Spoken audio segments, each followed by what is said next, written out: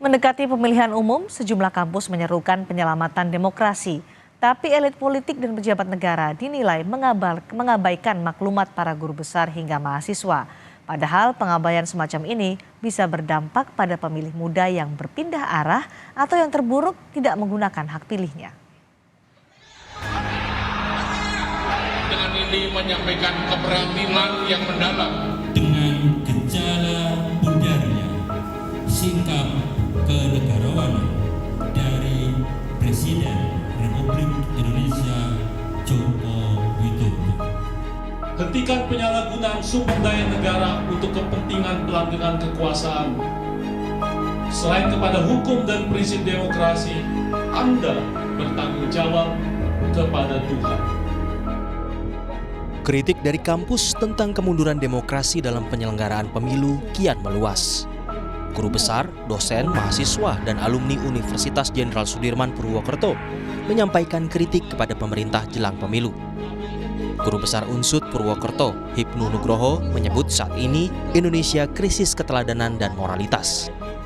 Ini kan kalau kita lihat kan satu, kita itu krisis keteladanan, krisis moralitas, kemudian penegakan hukum yang tanda petik tidak maksimal.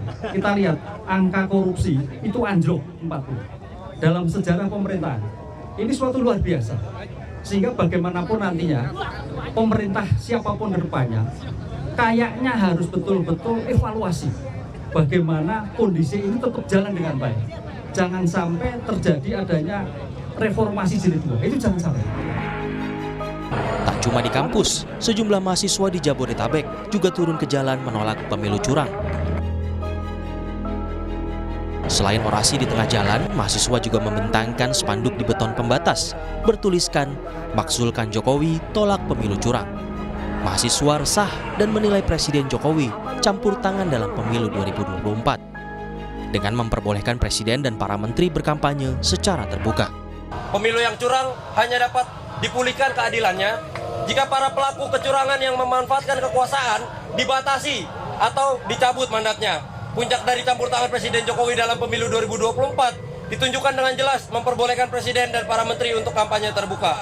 Ya, atas dasar itu kami menggalang konsolidasi dan teklab, lalu kita akan melakukan aksi, dan aksi ini merupakan aksi pemantik kita, bukan aksi terakhir kita, kawan-kawan. Gelombang seruan kampus kepada Presiden Jokowi pun mendapat respons dari Menteri Investasi yang juga anggota tim pemenangan Prabowo Gibran, Bahlil Lahadalia. Ia menuding gerakan akademisi kali ini ada yang merancang. Sebagai negara demokrasi, kita menghargai aja pendapat dari masing-masing orang. Itu kan semua orang punya kebebasan untuk mengungkapkan pendapatnya di depan umum, termasuk oknum sivitas akademik. Ya nggak apa-apa. Tetapi saya juga ingin menyampaikan bahwa selama ini kampus itu juga harus dijaga marwahnya. Coba lihat di beberapa foto, katanya sivitas akademik independen. Kok ada yang mengangkat jari dengan nomor tertentu? Kok ada salah satu ketua partai di situ? Ya benar aja, bos. Mohon maaf, kita harus hargai mereka juga dengan harapan agar gerakan agitasi ini jalan. Tapi saya yakinlah rakyat dan mahasiswa itu bukan orang yang bisa diatur begitu. Ini skenario ini kita udah paham sebagai mantan aktivis. Kegelisahan para sivitas akademika seolah memuncak tatkala Presiden Jokowi menyebut presiden dan menteri boleh memihak dan berkampanye. Hal ini diucap Presiden saat berkunjung ke Lanut Halim bersama Prabowo Subianto, Menteri Pertahanan yang ikut berkontestasi dalam Pilpres 2024.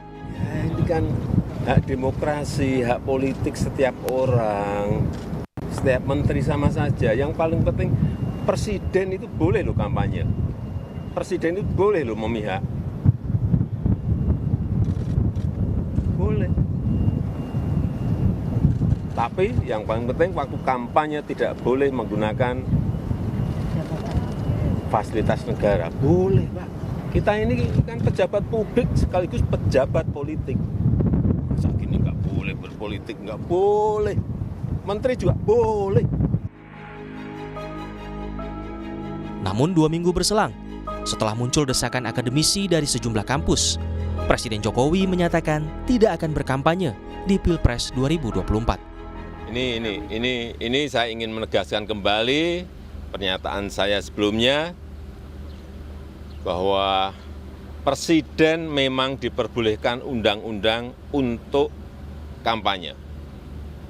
Dan juga sudah pernah saya tunjukkan bunyi aturannya. Tapi jika pertanyaannya apakah saya akan kampanye, saya jawab, tidak. Saya tidak akan berkampanye.